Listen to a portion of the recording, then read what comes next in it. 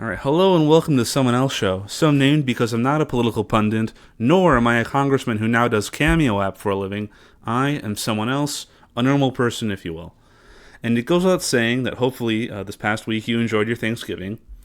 And we begin with two things that happened on Tuesday that I want to go over. So, first is that Kamala Harris finally spoke for the first time since her defeat in the election.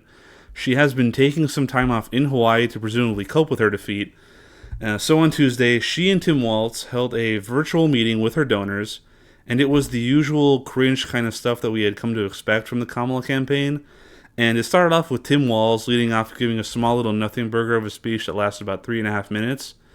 Then he turned it over to Kamala. Now, she gave a speech that lasted just shy of 10 minutes, and the whole time she was her unlikable self, but it seemed to be with a new twist. See, in addition to her general unlikability, we got some extra flavors. One was the expected bitterness of defeat. However, there was something else, something more intoxicating, if you will. She appeared to have been some level of drunk or hungover. If you recall correctly, maybe you saw on election night, there was a photo going around where she was in a room, like on the floor with some kids. They were playing Connect 4. She was trying to give off like some sort of family vibes, raised in a middle class family and all that. And sitting next to her on the floor was a glass of white wine. So she gave off the idea of kind of drinking away the pain of the election night as it was happening. And apparently, she's been on a bender ever since then, the whole time. So during her 10-minute speech, she was basically speaking as a bitter day drinker. And the highlight of the speech was when she was stumbling on and rambling on about not giving up power, either herself not giving up power or her voters not giving up power. Take a look. I just have to remind you, don't you ever let anybody take your power from you. You have the same power that you did before November 5th. And you have the same purpose that you did. And you have the same ability to engage and inspire. So don't ever let anybody or any circumstance take your power from you. So she may be letting the cat out of the bag a little bit due to whatever level of inebriation she was at, where in that clip she basically makes it sound like she was just upset at losing her power as vice president. And not only that, but she feels like she was owed some level of power, and she was upset that not only did she not keep power, but that she didn't get any more power from becoming president. So, of course, when I saw this, I, like a lot of people, decided to quickly fashion a meme out of it, and I feel it really summed up her vibe during that clip. So there you go. This is the one that I made. Soviet flag in the background, because she's communist. And we got her wine that she's day drinking. There's the box wine in the background behind the Winnie the Pooh Xi Jinping, who she supports, because they love the CCP over the Democratic Party. And she's wearing a Soviet uniform, which, by the way, that's just the suit that she was wearing. They obviously the Soviet general's hat was one that I photoshopped on there, relatively crudely, if I'm going to be honest. But notice how her suit roughly matches the color of the Soviet general's hat. And I obviously photoshopped some fake medals on there as well, because they love to have their medals. These fake people of power, like you ever see those North Korean soldiers, or not soldiers, the generals? They have like the full coat of like bullshit medals, So there you go. I think it was funny. Anyways, the other thing that happened on Tuesday, later in the day, was that a ceasefire was agreed to by Israel and Hezbollah.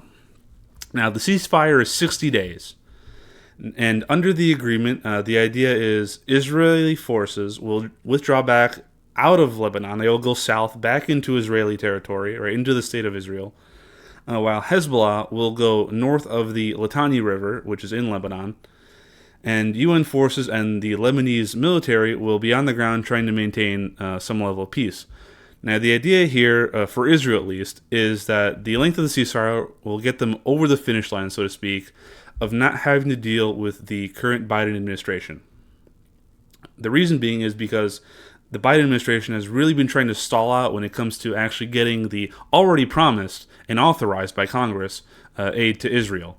And Trump is set to take office in, at the time of the deal, about like 57-ish days. Now it's down to, I think, it might be 53, right? If I'm doing quick math. It's just over 50-ish, and the ceasefire will last a couple more days beyond that. So it leaves a little bit, a few days long buffer from when Trump takes office to then presumably, the idea is to then get aid to Israel during those few days, and hopefully it arrives before the ceasefire actually ends, but it'll probably arrive a lot closer to the clock striking midnight, so to speak, on the ceasefire. And then obviously when the clock strikes midnight, they'll have all these weapons and rearmaments, and they'll presumably go back to striking Hezbollah at 1 past midnight, or 1 minute past. And now, as for how much of this will actually come to fruition, we can't say, because Hezbollah probably knows that that's what Israel's plan and goal is with the ceasefire. So presumably, they themselves, might try to go second level mind game kind of stuff on this, and they anticipate the Israelis' moves. They're gonna try and get the jump on them by breaking the ceasefire a couple days early, and of course they themselves will be trying to rearm as well with from their backers in the region. And also, the other thing is Israel is trying to get out of this with the ceasefire is the ability to kind of take that front of combat off the table temporarily, because there are only two really active fronts, right? There's a bunch of fronts with missiles being launched from Yemen and other proxies in the region, but the point being, there are two main fronts. There's Hamas in the Gaza Strip, and there's Hezbollah in Lebanon, right? That are actively engaged in combat, day-to-day combat. So the ceasefire takes one of those off the board, so then Israel can refocus completely on the Gaza Strip, completely, finally finish off Hamas, and then get that off the board before the ceasefire ends. Then when the ceasefire does end, they can completely focus on Hezbollah in Lebanon. So that's kind of the hopeful theoretical how this plays out, but again, we have to wait and see. Now, moving on, Democrats, as they have been since the election, in addition to excessive day drinking, as demonstrated by Kamala, still have yet to figure out who or what they ultimately want to blame for their losses in the election. Now, of course, we all know the only ones they have to blame are themselves, but of course, they have been blindly firing at ideas in all directions just to see what sticks, and none of them have so far. Things from blaming, the gender gap disparity when it comes to male voters versus female voters. Then they went, they blame Biden for not dropping out of the race soon enough, to blaming minority voters for kind of shifting in Trump's direction. Right, the whole thing, where they go over, how black male voters specifically shifted for Trump, and also the Hispanic vote being a big one. And you kind of see, especially the ones on the View or MSNBC, where they go, you voted against your sisters, your moms, and they kind of racially pander to Hispanic voters, because they go sister, mom, but then they use they, instead of saying grandma, they use they go and say it, they say abuelas, right? Because they're trying, they go, you vote against your sisters, your mothers, and your abuelas, right? They're trying to racially pander by just saying grandmas in Spanish, because for some reason they think that Hispanic voters only refer to their grandma using Spanish. It's either say the whole sentence in English or don't say just abuelas at the end to try and racially pander. But anyways, that's a whole separate issue. But anyways, they are now trying to shift the blame to the media, pushing a narrative that Kamala was avoiding interviews. And actually, here was one of her campaign managers on a podcast that neither you nor I have ever heard of, that probably, despite paying for an entire set and building a staff and whatever else, probably only has as much influence as I do, even though I just started this show a month ago. But anyways, we'll get into, we're not here to roast the competition that really doesn't exist anyways. But anyways, on that podcast, there are a couple clips. This one is of one of the hosts agreeing with some of the points that this campaign manager had made, and then also kind of reiterating them from the ones that the campaign manager made, blaming the media for this narrative of her not doing interviews.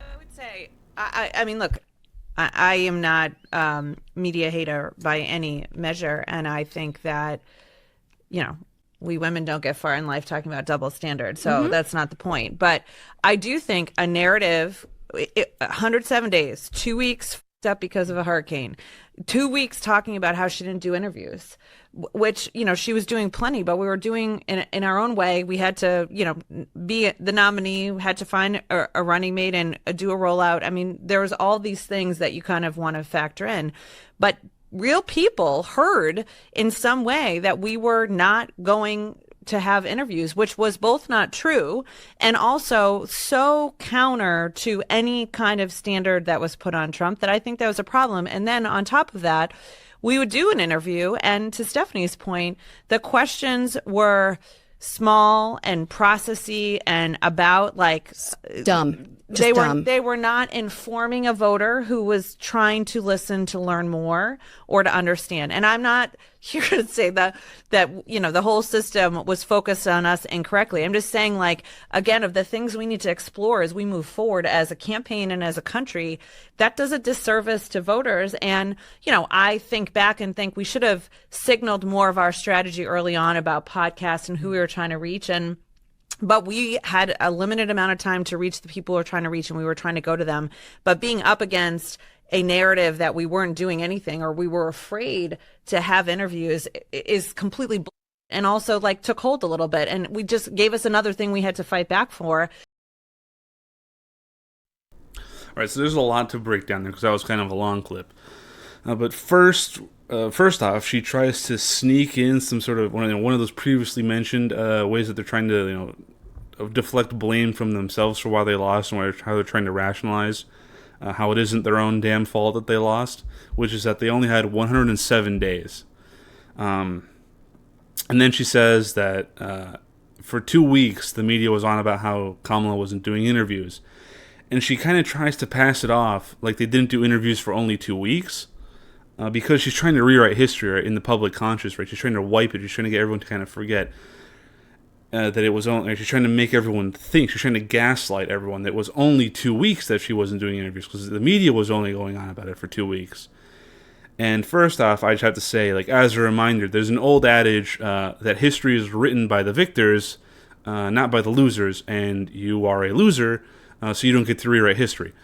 Anyways.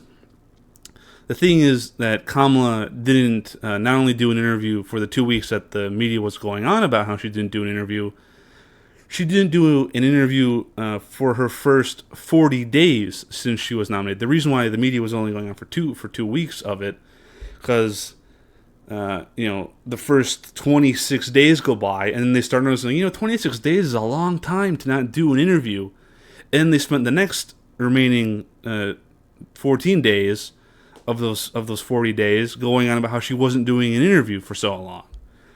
All right, so that so don't try and gaslight people into thinking that it was only 2 weeks that she wasn't doing an interview. All right, those 2 weeks of media coverage of her not doing an interview only happened after 26 days of her not doing an interview, so then it spanned into a total of 40 days of her not doing a single interview since she was nominated. And then it kind of goes against your own point of 107 days isn't enough. Well, it sure ain't going to be enough if you don't do your first interview for 40 days, which only leaves you 67 to go, right? You literally spent 40% of your time not doing an interview. Right, and then Kamala did an interview, like some sort of softball one, that was pre-recorded and then like edited down. That was on CNN, and then she brought on Tim Walz with her as some sort of like diversion or distraction so that she wouldn't be the one asked all the questions. And the next one people remember was the one on ABC, I believe it was, where they were in that empty diner in Atlanta, I believe. And then again, that was also super friendly, and I believe it might have been edited too. I don't know. I don't remember that detail. I just remember the empty diner like everyone else does. And then finally, she did one with Brett Baer. This is the last one that people remember. Right? These are the only 3 interviews that people remember. Was the CNN one, which was the first one after 40 days, where she brings on Tim Walz. The one on the empty diner on ABC. And then the third one that people remember is the one on Fox with Brett Baer, where she finally gets put in sort of a hot seat and proceeds to melt in said hot seat live on air. And then the only podcast that anyone remembers her going on, at least, was the Call Her Daddy podcast, which, is only known for being dumb. And and I don't think that it has to be said again, because everyone keeps going on about this, but I'm going to say it anyways. You went on that one podcast, and then you idiots spent $100,000 building the set for that interview, and then the person in that clip, the podcast host there, she cries that Trump wasn't subject to any scrutiny regarding doing interviews. I'm gonna break this. I'm gonna break this. This might be breaking news to her. The media wasn't on his case for not doing interviews because he was doing them. Right? He most famously went on Joe Rogan at the end. Right? And that's maybe how a lot of people came to this conclusion of like, oh my God, podcasts are so. This was the podcast selection. Because Joe Rogan is huge, right? But a lot of people might not have known. Or apparently, the people on this non-important podcast didn't know that before that, he also went on Theo Von's podcast. He went on Andrew Schultz, and I'm going to butcher his name. I apologize. Ahid Singh's Flagrant podcast. Logan Paul's Impulsive. Bussin' with the Boys on Barstool Sports. He also went on Fox and did Gutfeld. He went on Ben Shapiro.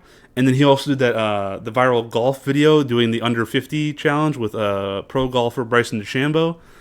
And those are just the ones that I knew about and watched at the time myself.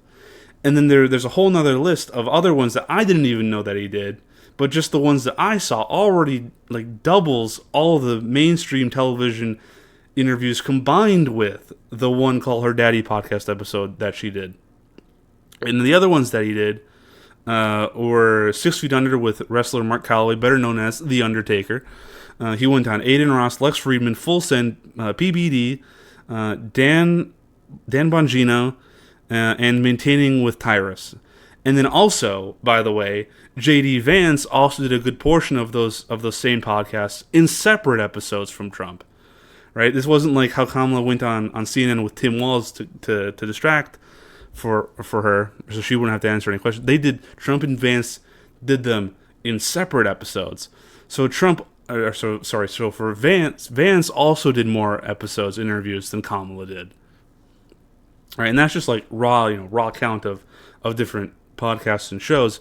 If you actually look at it by like the total time spent doing the interviews, Kamala did maybe like 3.5, maybe 4 hours total, whereas Trump's episode on Joe Rogan alone was like 3 hours and 10 minutes or something like that. And then all the other ones were like typically, I think, like an hour long. So it's like, of course the media wasn't on his case for not doing interviews like they were on Kamala, because he was doing was basically eating, sleeping, doing interviews, or doing campaign rallies. That was his whole life. And then finally, she brings up this complaint about the questions of the interviews not being substantive enough. To which you hear the campaign manager in that clip, agree, and then she calls them dumb questions. And now I'm gonna agree that the questions were softballs, and and by extension, I guess, kind of dumb. But that's because that's what you specifically wanted and what you specifically chose, and why you specifically chose to do those few select interviews with the friendly media, with the exception of Brett Baer, which you only did again after she was getting so much attention about doing softball interviews after not doing any interview for so long. And Kamala couldn't get through any of them despite the weakness of the questions anyways. So again, and when it comes to Kamala's answers to these softball questions, right? This is how bad she was at answering questions, because all anyone remembers was, I was raised in a middle-class family, and then something about we cared about and mowed our lawn. Like, and then now you're complaining about the questions when you couldn't even answer the softball ones that were being given to you. It's like, shut up, just shut up. You have no one to blame but yourself, and by yourself I mean the Democrat Party as a whole, for this whole mess. Right? This is your own mess that you made, and you have to clean it up. Right? And then also, not to gloss over it, but it does tie into their excuse for not doing the Joe Rogan podcast. Right? If you remember, right, it was like Rogan wanted to do both. Right? He wanted to get both Trump and Kamala on, so you have both sides. But Kamala didn't even go on, and she didn't even do a campaign. Not only did she not do the Joe Rogan podcast, but she also didn't even do like an actual campaign stop in the traditional Al Sharpton dinner, where the running candidates go and do the roast of themselves and others, right? And instead sending that cringy video that she did with the SNL actor. Now, the reason I brought up her not doing the Joe Rogan podcast is because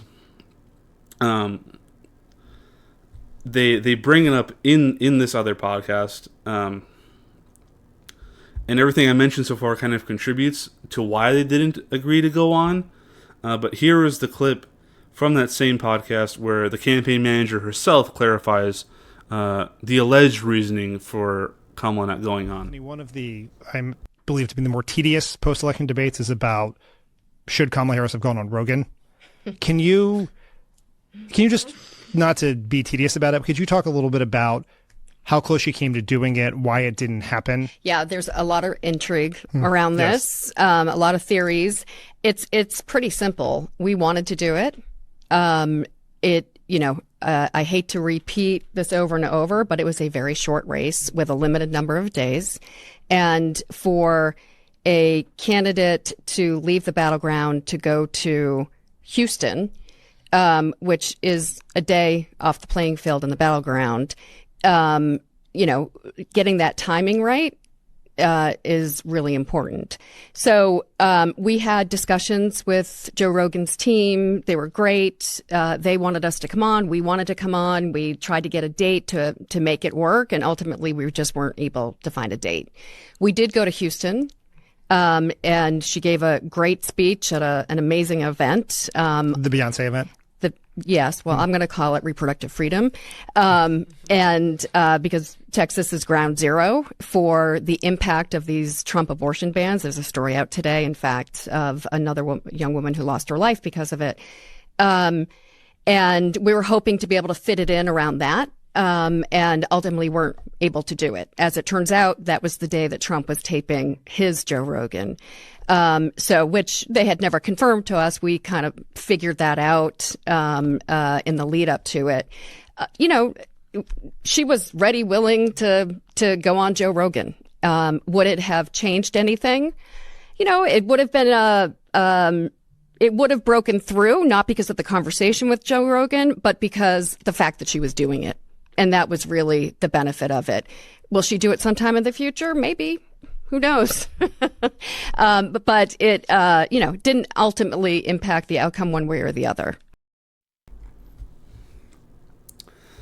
And so we're going to work in kind of, we're not going to work from chronological order like we did with the last clip, because you can see the overwhelming stupidity of the Democrats right there at the very end, where she states that not going on Rogan wasn't, versus going on, or going on versus not going on, didn't change the outcome of the election. Now, how much it could have impacted or did impact the election, I don't know. I don't think anyone else will ever know. But it certainly isn't no impact at all, right? That much we can all agree on, unless, of course, you're the Democrats, or you don't have a functioning brain. Second, they complain about it not fitting into their schedule, which isn't a good argument either, because Trump's episode of Joe Rogan didn't fit into his schedule either. Like, he was on there for like 3 hours, and he actually delayed a campaign event he was holding that same night in the battleground state of Michigan by like 3 or 4 or 5 hours. Like he chose to delay the campaign event in Michigan. Again, a battleground state, which they mention is like, you don't want to go out of a battleground state. Trump literally delayed a campaign event in a battleground state to prolong, or like to extend his episode of Joe Rogan, because it was going to be like 1 hour, and then he said, no, we're going to do it the full 3 hours, right? Because if he wanted to do it, on schedule with this campaign event, he would have made it a lot shorter. But no, he said, we're doing the full thing, right? So it didn't even fit within his schedule. So you saying it doesn't fit within your schedule is irrelevant, right? You in fact, you should be scheduling around such a big appearance in media, right? Because it is a big appearance, right? It may not be, traditional media, but traditional media is being overthrown. So it's like, this is huge, right? This is the kind of thing that you plan around, and you kind of rearrange your schedule around it. But anyway, and he delayed his event in Michigan by like so long, and then even still, when he got there so late, he actually told the people who were still there that he was late because he was doing the taping of Joe Rogan.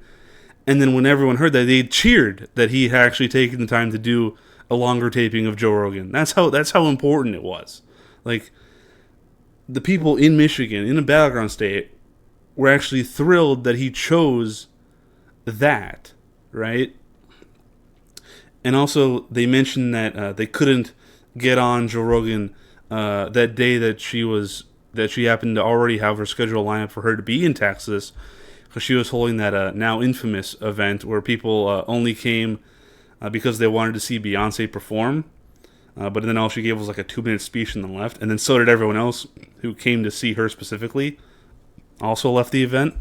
And they say it's because Trump was actually filming his episode on that exact date, like at that exact time, basically. Which, if it is true, right? Presumably Kamala, they put out her schedule, like, where her campaign stops would be a little bit beforehand, right? So people can get the tickets, obviously, and go there, right? So if it's true that Trump and his team were there at the exact same time that her schedule like kind of coincided with her being in Texas, and her being able to fit in going to Rogan and doing it, right? It's like, if Trump's team can put 2 and 2 together, that Rogan wanted to do interviews with both sides of the aisle, right? And that Kamala would probably try to work in her episode when she would already just happen to be in Texas and nearby in Houston, because Rogan does his stuff in Austin, right?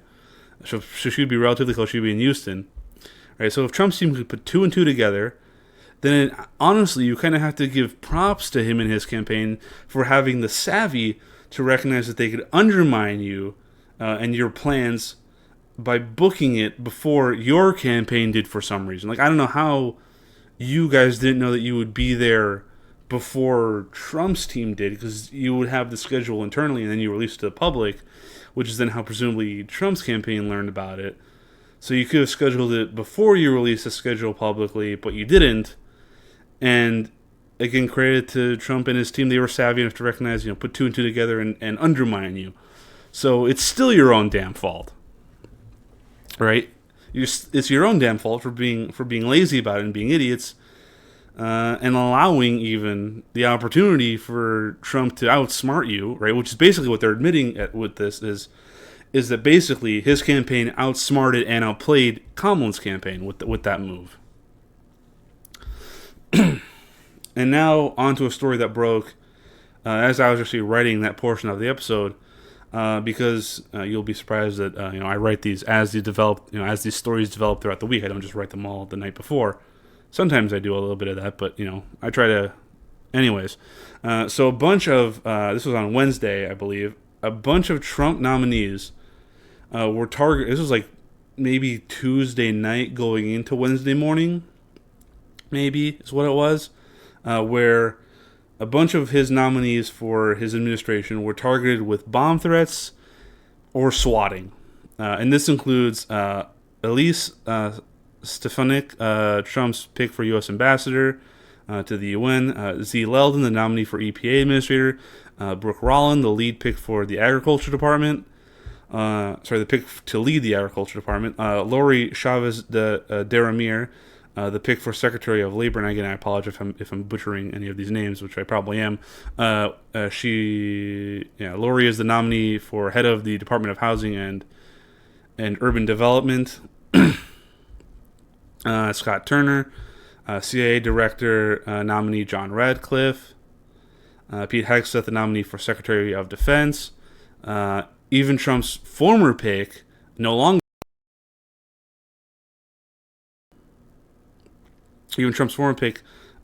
pick at the time of these bomb threats for AG, Matt Gaetz, received a threat as well.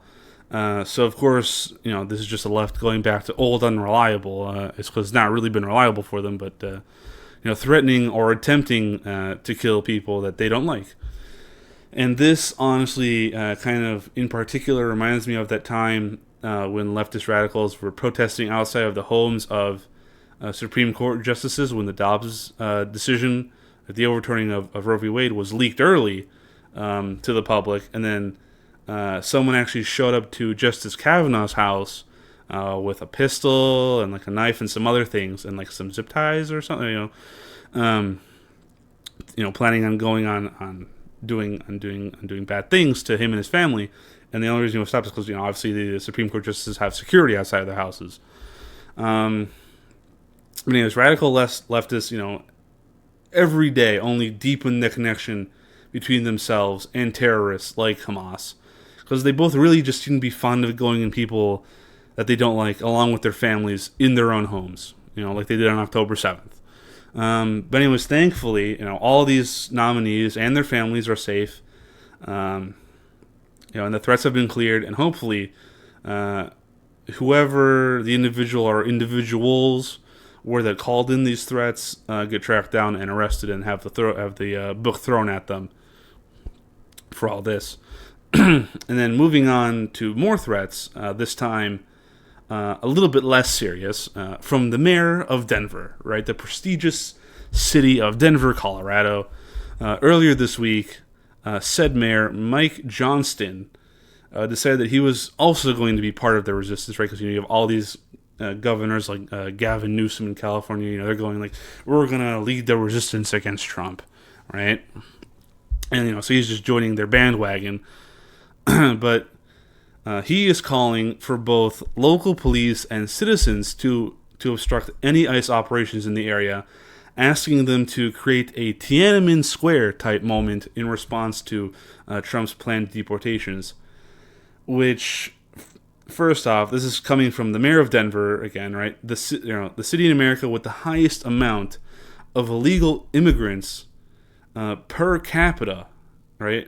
Per capita of the city in this country. And I'm sure, as you can guess, that means that everything there is going quite swimmingly. So swimmingly, in fact, that just like cities like New York, back at the beginning of this year in January, they declared that Denver as well was near a breaking point. At what point does your city reach its breaking point? Yeah, I think our city is very close to its breaking point now, and we've been talking to leaders in D.C. around the country about why we need them to take action here. I think we have successfully welcomed almost 40,000 migrants in the last year, and we know what it takes to do this successfully. We just need that help, and the things we need are, yes, we need federal dollars, but the most important thing is we need, work authorization for folks when they arrive, and we need those resources at the border so you can add more security. All right, so we kind of saw it there. Now, the mayor of Denver isn't the first or last Democrat, at least presumably, who has or will come out and say that they will try to oppose Trump's deportations.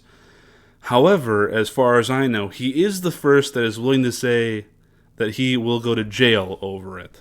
New Borders, our Tom Homan, has said that he is willing to arrest leaders like yourself for standing in the way of these policies that they want to enact. Would you be willing to go to jail for these things? Yeah, I'm not afraid of that. And I'm also not seeking that. I think the goal is we want to be able to negotiate. So he's willing to go to jail, but then he immediately backtracks, by the way. And like that lesson in that sentence, you might have noticed, he says, I'm willing to go to jail, but I don't want it to go there, right? So he's both willing to, but also doesn't actually want to.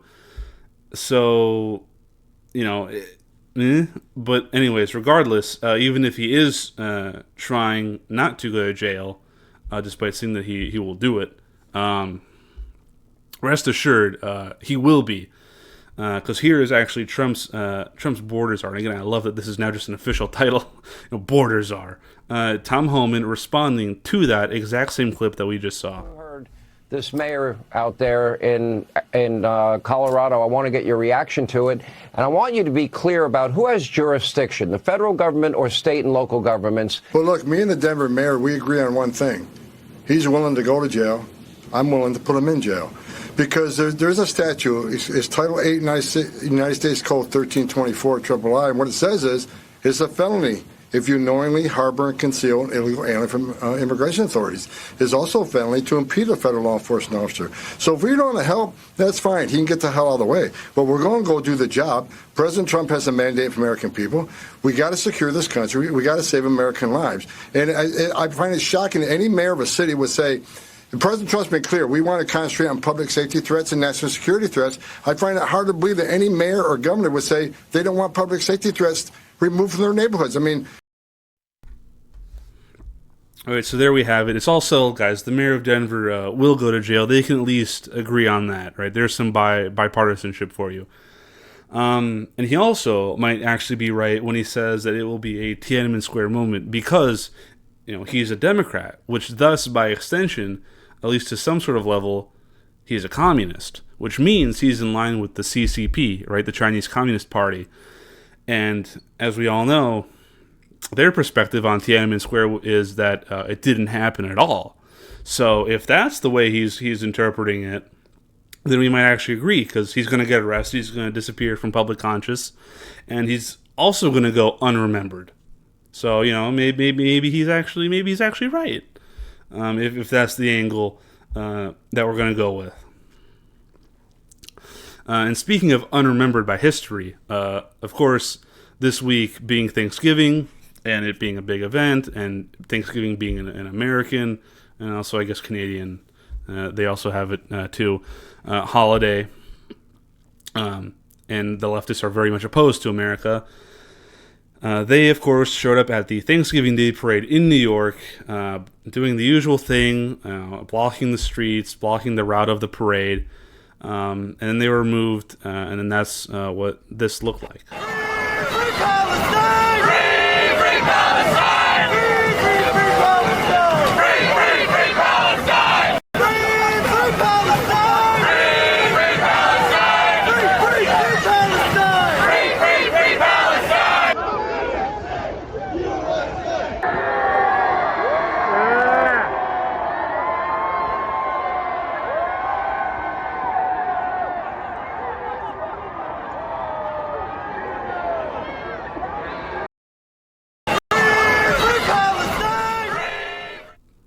Now, for such a big event as the Thanksgiving Day Parade, you would have thought there would have been more than, I don't even know how many that was, 15. That was more than 10, but less than 20 for sure.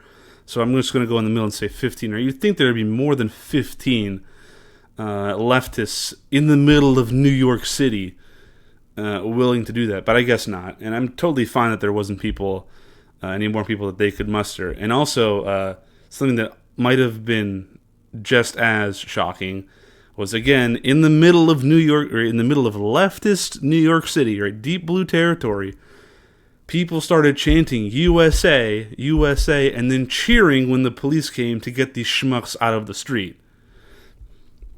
But now, of course, these things weren't limited to Thanksgiving. It also carried on over into yesterday during Black Friday. In fact, even more of them showed up to Black Friday protests, probably because they could do them inside of shopping malls where there's climate control, and they could more easily go get their pumpkin spice latte or boba tea from the Starbucks in the food court, because that's what their real priorities are. And here's what that looked like.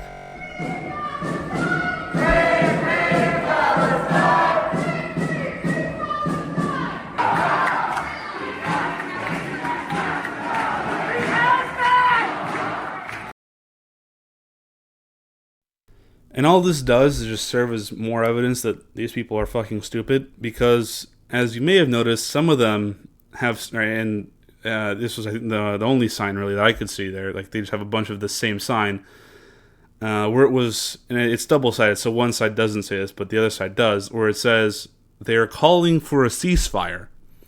And remember, this happened yesterday, right? When this episode gets released on Saturday. Yesterday was Black Friday. This happened on Friday, right? And as we went over earlier in this episode, literally on Tuesday, a ceasefire was agreed to and went into effect. So these morons go around protesting this shit, but they don't even care enough to know enough about it to know anything about the very topic of which they're protesting, to the degree that they don't know what happened literally like 3 days ago, which is the thing that they have on their signs. Like, they don't even care enough to know anything pertaining to the thing that they're even protesting, right? And then what's even more like revealing of their stupidity is I'm gonna play another set of clips from that same protest. Now, I want you to see if you can spot who is leading the chant. It's gonna be like a little game of Where's Waldo, except I guess in this case it's, instead of Waldo, it's Wacko. So go and try and see if you can find who is the one leading the chants.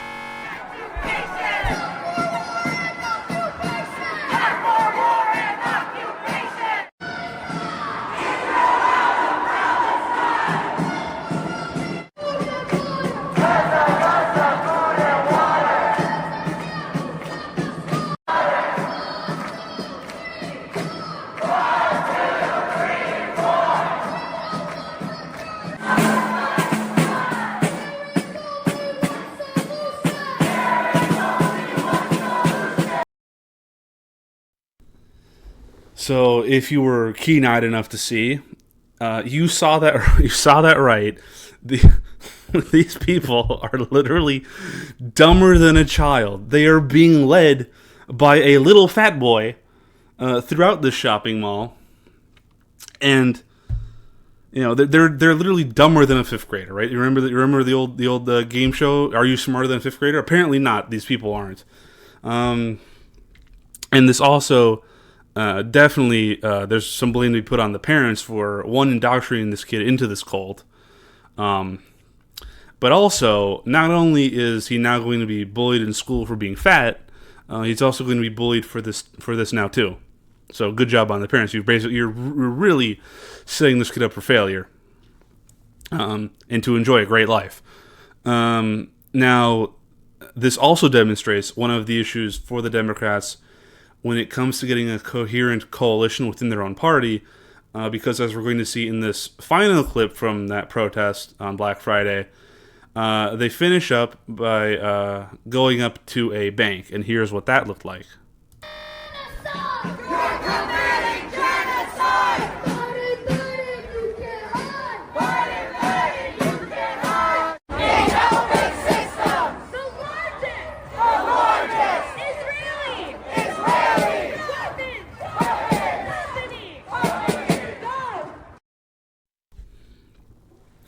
All right, so they're at the beginning of the clip. You can kind of hear one of the chants they do is "Biden, Biden, you can't hide." Right.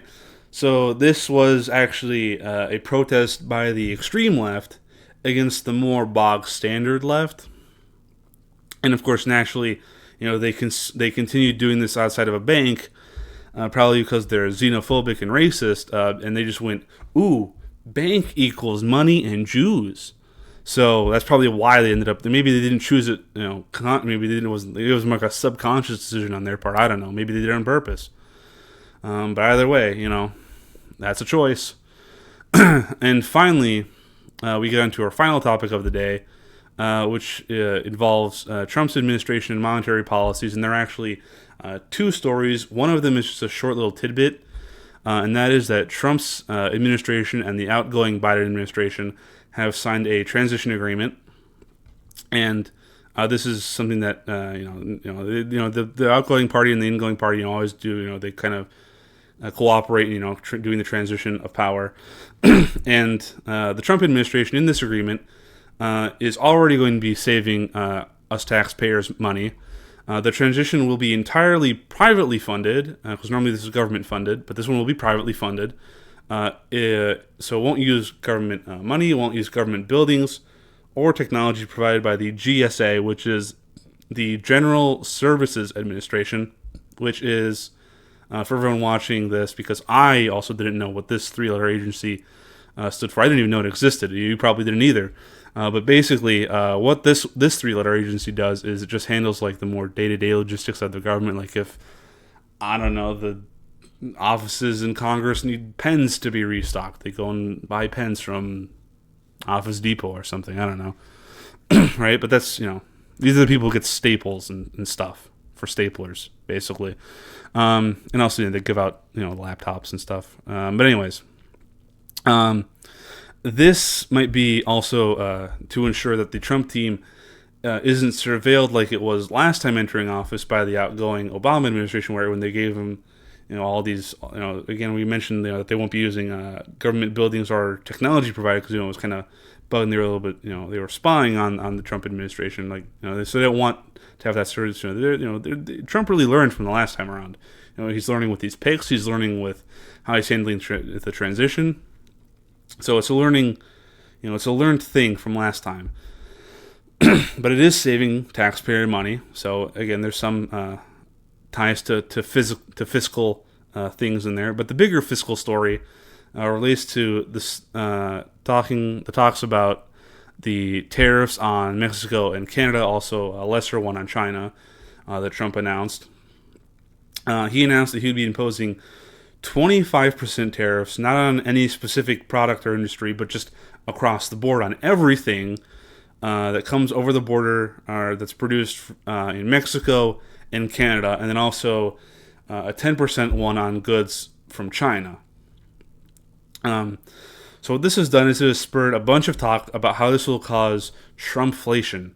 Now, all this talk is coming from the same leftist media who failed to predict Bidenflation when it came to the Democrats just going around spending money and printing money to cover their spending with no real care in the world about what that would ultimately do for the economy. All right, this is coming from the same media who couldn't see that coming, but can see this coming somehow. And what they're trying to do is they're trying to correlate the expected potential increase in prices of goods, assuming these tariffs even go into effect. And I'll get to why I say even if they do go into effect in just a moment, as opposed to just saying they do. But as I was saying, they're trying to correlate the increase in price on goods from tariffs to what happened under the Biden administration with actual inflation and overprinting of money and whatnot. Which also, speaking of inflation and devaluation of the currency, a little side note, that's the Russian ruble has tanked a little bit more again, which is great news to hear when it comes to the war on Ukraine front, because they won't be able to buy ammunition and troops or whatever, and it'll cause civil unrest there, forcing Putin to come to the negotiating table and whatever. Anyways, the leftist media trying to draw similarities between increased prices on imported goods to that type of inflation from overprinting and overspending money that then devaluates the currency. Which, as far as I know, and I'm not, again, I'm literally just a normal person. I have no real economic insight. I'm not an economics expert. But as far as I can think, it ultimately won't. I don't even think it can cause that kind of inflation, these tariffs. Because as far as, it works in my brain is tariffs, don't change how much it costs to actually make the goods, right, to produce the goods overseas, or how much it costs to ship them over. What it does do is it then puts a tax on the end of it, right, on the consumer end of it, basically, to disincentivize consumers from choosing the foreign product over the domestic one, right? So it's the same cost to make it, same cost to ship it and do all the logistics of it, but then it puts a tax on it that increases the price at the store, right? And people are really focusing only in on the 25% tariffs on Mexico and China, right? And 16% of our goods are 60% of our imported goods come from Mexico, and 14% come from Canada. So just shy of a third of our imports. And if something is being made in Mexico and Canada, first off, there is no reason why it can't be made just across the border in the U.S., at least from the aspects of logistics or material benefits, like the cost of materials or the cost of logistics for these companies. Right? There's no benefit in doing it, 20 miles across the border. For either one of those two aspects, the only way that they save money by having it in Canada or in Mexico making these products is the decreased decreased cost of wage. Right, the wages are cheaper over there, so they can pass that saving. That's the only saving really that they get from doing it over there onto the price that the consumer then pays. Now, a tariff basically just undoes that, right? It actually makes it so companies that made things in the U.S. and paid U.S. workers the higher wages that are in the U.S. over Canada and Mexico, their products will ultimately still be more affordable for people to buy over the imported foreign version that's tariffed. And now this is where we get into why I said if these tariffs happen, because the whole point of Trump saying he will impose these tariffs isn't that he would actually prefer to do them. It's really more so as a tactic to get Canada and Mexico to play ball on other policies, right? So, when they do so, then they won't get the tariffs imposed on them, which actually is exactly what's beginning to happen. So already the Mexican president, Claudia Sheinbaum Pardo, stated that if the U.S. imposes 25% tariffs on Mexico, Mexico will impose 25% tariffs on U.S. goods imported into Mexico. But what she also said, right, and notice how that's also an if statement, right? This is all if statements. She says if the U.S. imposes the 25% tariff, right? But both the Mexican president and Trump don't want that to happen, which is why now what's also happening is they are trying to do whatever it is that they think they can do to appease Trump so that he doesn't impose the tariffs in the first place, so that they don't have to impose their own tariffs on the U.S. in response, right? So that's how this all works, right? So Trump says he's going to do tariffs. They say if they can't work something out, then they're going to impose the tariffs, but they're going to try to work something out. That's what they really want to do, right? And Trump put out a statement that he actually had a conversation with the Mexican president and that she had agreed to stop the migration into the U.S. through Mexico, and they had talked about what they could have done about the massive drug flow into the U.S. So in other words, we're going to be hoping that something like the Remain in Mexico policy hopefully makes a comeback when Trump takes office, although we aren't quite there yet in, like, I guess, the whole negotiating process of how this is going to go, because the Mexican president, while she said that she wants to, she said that she agreed to stop the migration into the U.S., but then in a statement she said that she wouldn't want to close the border, right? So it's going back and forth. But that's the desired effect of the tariffs, right? It's not to actually impose the tariffs; it's to get Canada and Mexico to play ball on other policies, right? To scare them with these tariffs, to get them to go to the negotiating table on this stuff. And then when they do come to the negotiating table, they make an agreement, and the tariffs don't get imposed. And that's going to wrap it up for this episode. Come back tomorrow. We have much more to talk about that happened this week. There were so many other things that I wanted to bring up and just kind of talk about a little bit. But you're going to have to come back tomorrow for that episode. Thank you for watching. Again, I hope you enjoyed your Thanksgiving, and I'll see you tomorrow.